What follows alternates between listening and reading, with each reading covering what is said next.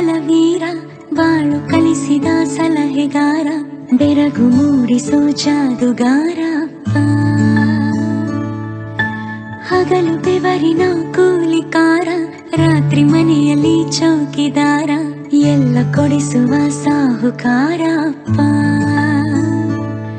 ಗದರೋ ಮೀಸೆಕಾರ, ಮನಸ್ಸೇ